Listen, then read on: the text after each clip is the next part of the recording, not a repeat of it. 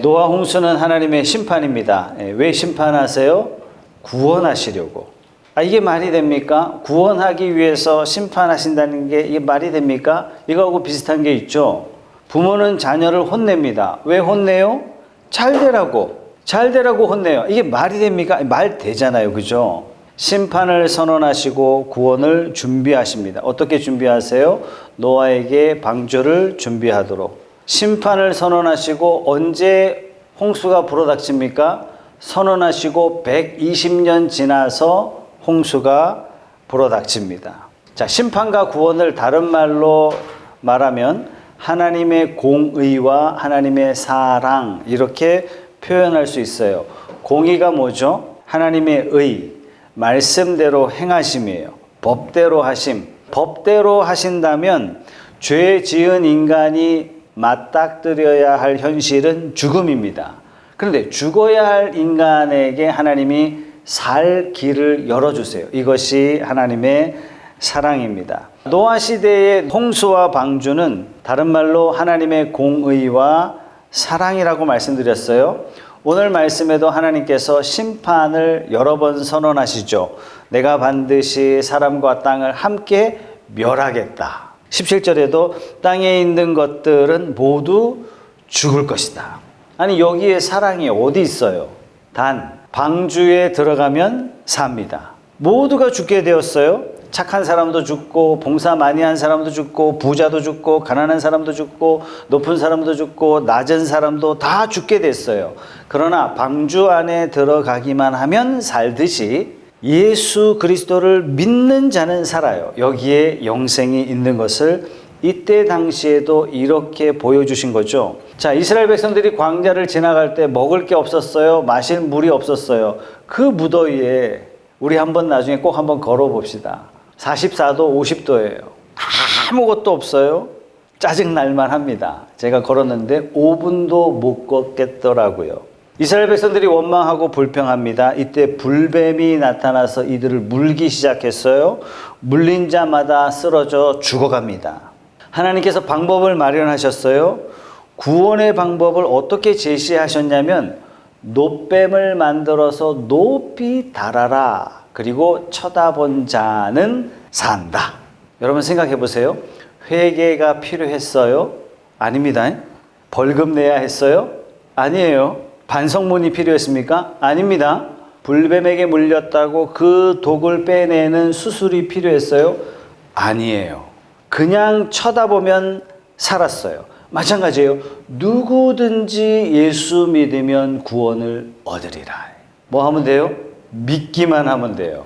들어가기만 하면 되듯이 쳐다보면 되듯이 믿기만 하면 됩니다. 반성에 대한 대가 필요 없어요. 벌금 요구치 않아요. 죄 지은 만큼 선한 행실 그걸 요구받지도 않았습니다. 믿기만 하면 누구든지 구원을 얻게 됩니다. 그래서 거저 주신 구원 이것을 한마디로 뭐라고 표현하냐면 은혜 이렇게 표현합니다. 하나님은 저와 여러분 모두에게 은혜를 베푸셨음을 믿습니다. 여러분들이 다 천국의 백성 된 줄 믿으십시오. 받은 은혜가 어떤 건지 알기 때문에 다른 삶을 살기로 결단합니다. 한마디로 이걸 거룩한 삶이라고 이야기합니다. 거룩이 뭐라고요? 할렐루야. 이거 아닙니다. 거룩은 뭐냐면 구별된 삶. 이것을 거룩 이렇게 얘기해요. 은혜 받았습니다. 영원한 생명을 거저 받았어요. 그래서 나는 하나님 앞에 다른 삶을 살겠습니다.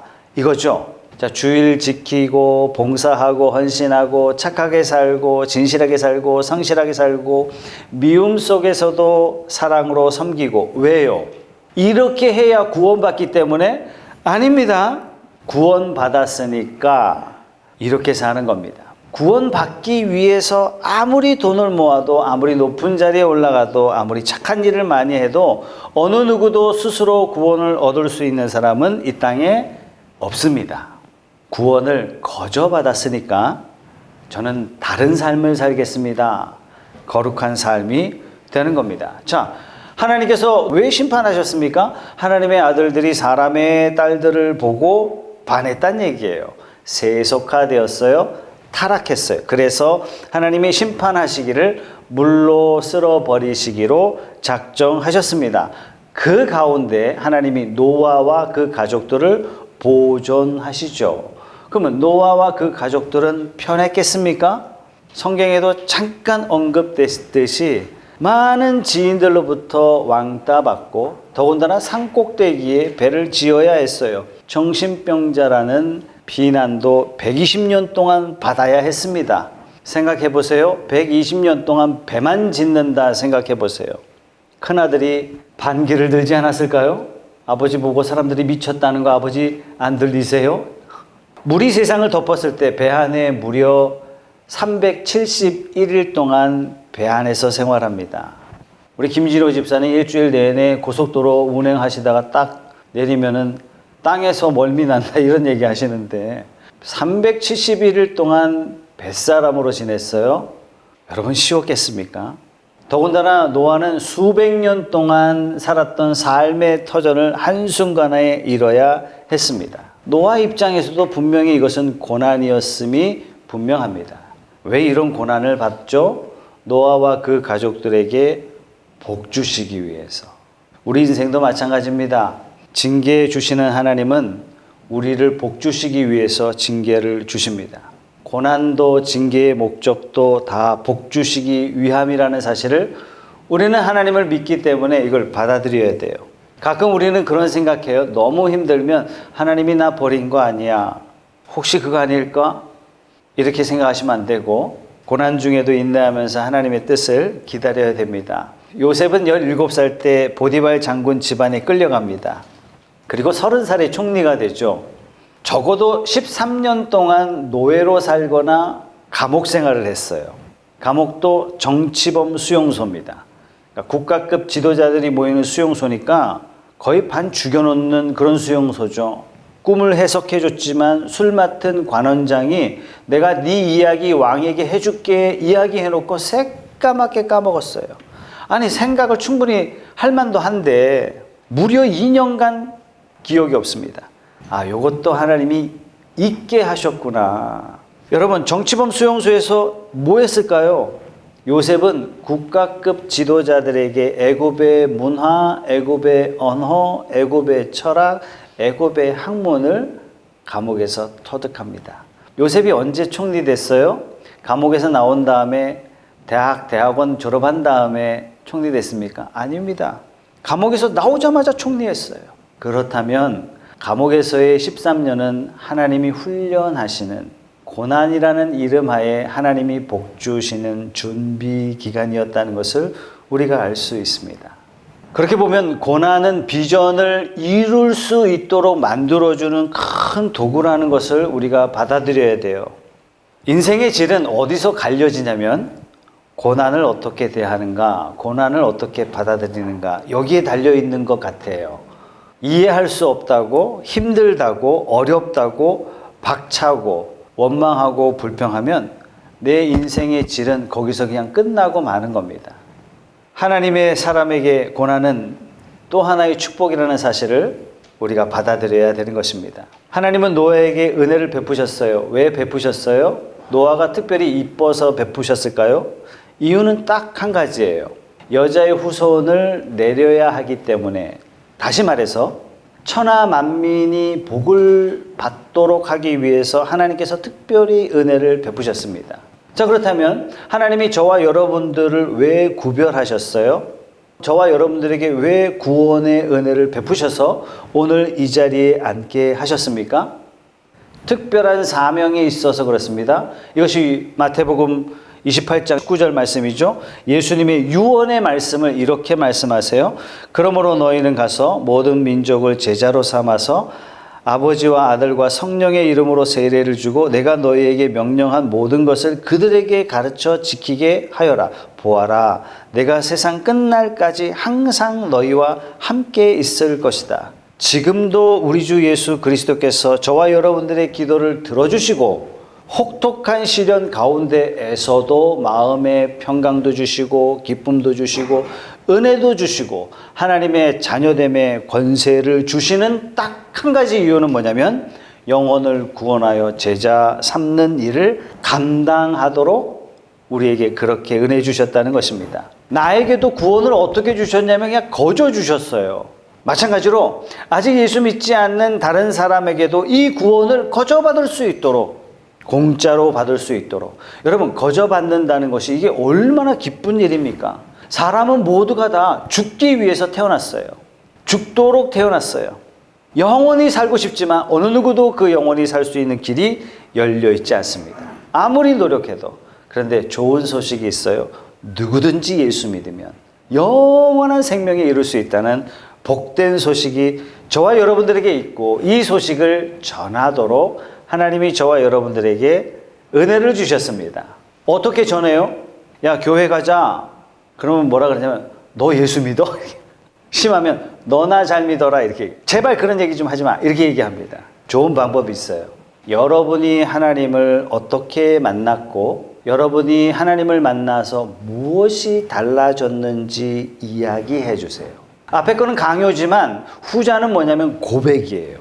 너 교회 나가? 그러면 분명히 강요죠. 그런데 내가 만난 하나님이 나에게 어떤 일을 해 주셨는지 그것을 기억하고 그것을 그대로 전하면 이것은 고백이에요. 이 고백을 듣고 오든지 말든지 이거는 이제는 그 사람 몫이겠지만 전하는 게 중요합니다. 자, 전할 때도 굉장히 중요한 포인트가 있는데요. 제가 중국에 살 때 잼뱅인가요? 잼뱅이라는 것을 가끔 사 먹었어요. 널따란 판에 밀가루를 빙글빙글 돌리니까 이게 커다란 동그라미가 돼요. 거기에 계란도 탁 깨고 소세지 넣고 파 넣고 뭐 여러 가지 고기도 넣고 옵션이 여러 가지입니다. 어쨌든 가격은 300원에서 한 700원 사이 이렇게 하는 것 같아요. 제가 중국에 살 때 동네에 길거리에 이거 있기 때문에 가끔 사 먹었습니다. 제법 맛있습니다. 근데 어느 날 요걸 주문하려고 돈도 주고 딱 기다리고 있는데 이거 만드시는 분 손이 너무 더러운 거예요. 주문해놓고 그냥 취소했어요. 돈 됐다 그러고 그냥 취소했어요. 아마 이분이 손이 깨끗했더라면 제가 기꺼이 먹었을 겁니다. 손이 깨끗해야 하듯이 성도의 마음도 깨끗해야 돼요. 착한 양심으로 복음을 전할 때 능력 있는 복음이 되죠. 불법을 행하던 삶에서 정의로운 삶으로, 그래야 복음을 전할 때 복음이 훼손당하지 않게 되죠. 제가 중국에 있었던 그 교회에 한 장로님이 조금 괴팍한 장로님이세요. 눈에 딱 봤을 때 약간 깡패 스타일. 그런데 강자에게는 약하고 약자에게는 강한, 좀 소위 그러신 분이셨어요. 아내를 자주 폭행을 하셨어요. 이걸 중국 사람, 옆집 중국 사람한테 이야기를 들었습니다. 아니나 다를까 교회에서 회의를 하면 막 화를 얼마나 잘 내는지 뭐 욕도 하시고 폭언을 금치 않으시고, 심하면 의자를 들었다 놨다. 야, 이건 너무 심해도 너무 심하다. 아니나 다를까 중국 사람이 뭐라 그러냐면 중국말로 너나 잘하세요. 너나 잘하세요. 장로의 삶이 지저분하니까 복음이 딱 막혀버리는 거예요. 여러분, 삶이 세상 사람과 다를 바 없으면 복음을 전할 방법이 없습니다.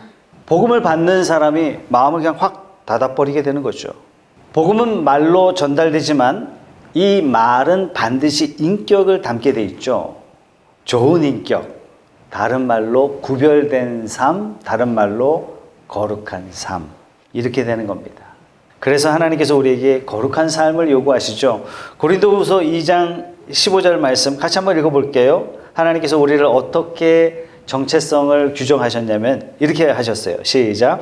우리는 구원을 얻는 사람들 가운데서나 멸망을 당하는 사람들 가운데서나 하나님께 바치는 그리스도의 향기입니다. 하늘의 복된 소식은 반드시 우리의 인격을 통해서 전달되도록 하셨어요. 우리의 인격은 말에서 삶에서 나타날 수밖에 없습니다. 그렇기 때문에 성도는 다르게 거룩하게 구별되게 살아야 됩니다. 자, 성도에게 고난을 가끔 주세요. 그죠? 여러분도 지금 고난 가운데 있는 분도 계시죠. 근데 고난은 우리의 말을 다듬어요. 고난은 우리의 삶을 단련합니다. 배우라, 성장하라, 자라가십시오. 그러면 말로 되어지는 게 아니에요. 자라가야지 이렇게 결단하지만 결단으로 되는 게 아니더란 얘기예요. 청도 이야기를 또 한번 해야 되겠네요. 예, 호텔 사장님이 식사 초대를 하셨어요. 제 가족들을. 지금부터 20년 전이니까 호텔 안에 일식당은요, 우리 지금의 한국보다 더 비쌌던 것 같아요. 중국 부자들만 옵니다. 이렇게 이야기를 했습니다. 사장님의 부인은 교회 집사님으로 열심히 다니지만 사장님은요, 이렇게 절기 때만 오세요. 절기 때만. 근데 이분이 딱 제 앞에 앉아서 목사님 대접을 하시는 거예요. 얼굴이 어떻게 생겼냐면 정말 깡패처럼 생겼어요. 이분한테 걸렸다가는 탈탈 털리겠다. 이게 얼굴에 쓰여 있어요. 키도 한 190 정도 됐고 주먹도 얼마나 큰지 몰라요. 그러면서 본인이 술 끄는 이야기를 저한테 해주는 겁니다. 이분이 집안이 워낙 부자였기 때문에 뭐 어려서부터 공부 뭐 이런 거 관심 없었대요. 자기 마음대로 살았대요. 자기 마음대로 그야말로. 근데 자기는 술만 먹으면 개가 된다는 얘기예요. 아버지 어머니도 없는 거예요. 한 번은 택시 타고 택시 운전기사에게 얼마나 꼬장했는지 택시 기사가 질려가지고 이 사람을 택시 기사들끼리 쉬고 모이는 데가 있었나 봐요. 거기 데리고 와가지고 택시 기사들이 다 나와가지고 자기를 두들겨 패는데 죽도록 맞았대요. 죽도록. 이것이 제가 술 끊게 된 계기가 된 겁니다. 다시는 저 술 안 먹습니다. 그만하세요. 이런 거 고치세요. 이게 잘 안 돼요. 근데 큰 고난은 사람을 갑자기 변화시키는 하나의 도구가 되기도 합니다. 다윗도 그런 거 여러분 아세요? 다윗이 통일 왕국을 이루고 수도를 예루살렘으로 옮기게 됩니다. 예루살렘으로 옮기게 되면서 다윗 왕이 왕으로서 즉위하기 전에 제일 먼저 한 게 뭐냐면 법궤를 실로에서 예루살렘으로 옮기는 일을 제일 먼저 했어요. 그러니까 다윗의 마음에 늘 하나님이 중심이었던 거죠. 법궤를 옮길 때 다윗은요, 하나님 앞에 최선을 다하려고 했어요. 어느 정도로 최선을 다했냐면 금으로 만든 수레를 만들었어요. 그리고 법궤를 실었고 법궤가 지나가는 길에 백성들을 도열시켰고 찬양하도록 했습니다. 다윗은요, 모든 정성을 다 쏟았어요. 그런데 이 수레를 끌던 소가 뛰자 이 법궤가 수레에서 떨어지려고 할 때 우사가 손을 딱 댑니다. 떨어지면 안 되니까. 왕이 그렇게 애지중지하게 귀하게 여기는 행사인데 이게 망치면 안 되니까 손을 대는 그 즉시 말씀대로 법궤에 손댄 자가 그 자리에서 즉사합니다. 국가적인 큰 축제가 한순간에 장례식으로 변했어요. 여러분 상황을 한번 생각해 보세요. 다윗이 하나님께 왜라고 질문을 던지지 않았겠습니까? 내가 이렇게 정성 다했는데, 내가 이렇게 최선을 다했는데, 온 마음을 다했는데 왜 하나님 상황이 이렇게 돌변하도록 하나님 만드셨습니까? 다윗이요 몇 년 동안 깊이 하나님을 다시 묵상하기 시작해요. 말씀을 보니까 법궤는 반드시 레위인이 어깨에 매도록 되어 있다는 것을 다윗이 깨닫습니다. 여러분 제사장들이 이거 얘기 안 했을까요? 다윗 들었을 거예요. 그러나 다윗은 그보다 더 자기가 최선을 다하고 싶은 마음에 자기 임의대로 최선을 다했던 겁니다. 다윗은 이 고난을 통해서 하나님의 말씀을 배우게 되죠. 시편에도 고난을 통해서 주의 법도를 배우게 됩니다. 이런 고백을 하게 되잖아요. 며칠 전에 위대한 경영 대표 줄리아라는 분이 교회에 잠깐 오셔서 저를 만나고 가셨습니다. 그러면서 위대한 경영 이 그룹이 수백 명 CEO들을 수료를 시켰고 또 이미 대한민국의 탁월한 경영자들이 1:1 멘토링을 해주는 그런 프로그램이에요. 그래서 경영자들이 정말 100% 성과를 얻는 그런 괄목할 만한 기업으로 막 성장해가는 이런 사례들이 굉장히 많은 거예요. 그러면서 저를 찾아온 게 젊은 경영인들을 목사님 추천해 주십시오. 이러면서 말씀을 하시는데 내용 중에 제 귀를 탁 때리는 그런 메시지가 하나 있었습니다. 그게 뭐냐면 목사님 우리는 절대 선 경영을 주장합니다. 그렇게 해도 얼마든지 놀라운 성과를 낼 수 있습니다. 이거를요 그냥 확신에 차서 저에게 말씀하시는 거예요. 이 사실 절대선은 사업가들에게는 좀 부담되는 말 아니에요? 아니 목사님이 이래서 장사 되겠습니까? 이래서 남는 게 있겠습니까? 다시 말해서 고객을 속이지 않고 돈 벌기로 하는 거예요. 사업의 파트너와 함께 성장하는, 함께 성공하는 사업을 하겠다는 얘기예요. 세금 반드시 깨끗하게 다 내고 더 내고 그렇게 하겠다는 얘기예요. 함께 일하는 직원들과 영속하는 기업의 문화를 만들어 가겠다는 얘기예요. 여기 주장이 뭐냐면 대표가 진짜 좋은 사람, 더 좋은 사람이 될 때 위대한 경영이 되고 이런 위대한 경영은 반드시 성과를 낼 수밖에 없다는 얘기예요. 마땅히 이렇게 돼야 된다. 그러면서 목사님 소개해 주세요. 이 말은 저한테 조금은 충격이었습니다. 왜냐하면 우리 크리스찬들이 이렇게 살아야지. 크리스찬 기업인들이 이렇게 해야지. 이렇게 성공한 기업가이면서 말과 행실에 있어서 칭찬할 만한 것들이 가득하게 될 때 그 사람의 입에서 나오는 말이 능력이 되어서 사람을 변화시킬 수 있지 않겠습니까? 그 사람의 입에서 나오는 그 전하는 메시지, 그 메시지가 그 사람 마음을 감동시키지 않겠습니까? 사랑하는 성도 여러분, 저와 여러분들이 다 그런 사람 되십시다. 저와 여러분들이 하는 말이라면 그 말을 100% 신뢰하고도 남음이 있는 그런 구별된 사람, 그런 사람이 되어서 저와 여러분들이 영혼 구원하고자 전도할 때에 많은 사람들이 여러분의 고백을 통해서 하나님께로 돌아오는 기적 같은 일들이 저와 여러분들을 통해서 일어나길 주님의 이름으로 축복합니다. 노아 홍수 시대의 원인을 오늘 말씀에 참 가슴 아픈 표현이지만 저는 읽어봤으면 좋겠어요. 11절부터 13절인데요. 하나님이 보시니 세상이 썩었고 무법천지가 되어 있었다.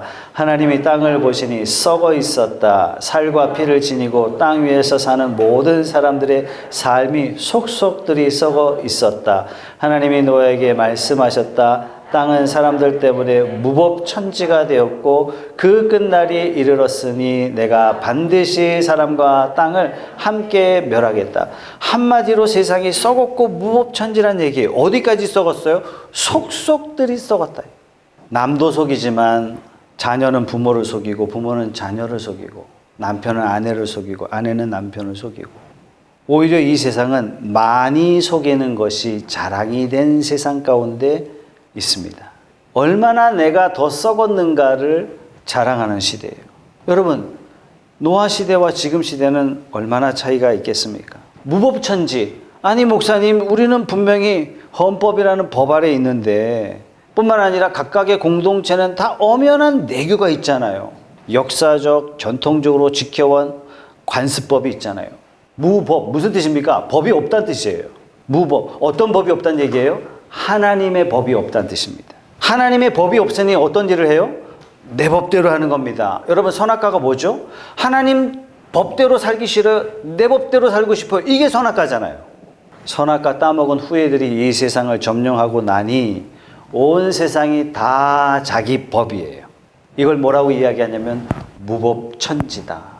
성도에게 뭘 요구받냐면 순종을 요구받거든요. 순종은 뭐예요? 내 법이 아니라 하나님의 법으로 살겠습니다. 이게 순종이란 얘기예요. 세상이 썩었고 무법천지이기 때문에 단 120년 동안 배를 만들 때까지만 유예 기간이 있었던 것처럼 우리에게도 유예 기간이 있습니다. 예수님이 다시 오마 이때까지예요. 여러분, 이 시대가 노아 시대와 얼만큼 다를까? 얼만큼 더 거룩할까?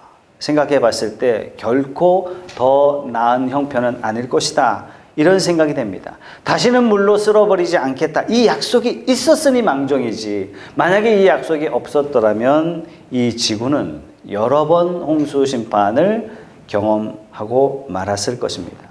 무법천지의 세상에서 하나님이 저와 여러분들에게 특별히 노아처럼 은혜를 베푸셨습니다.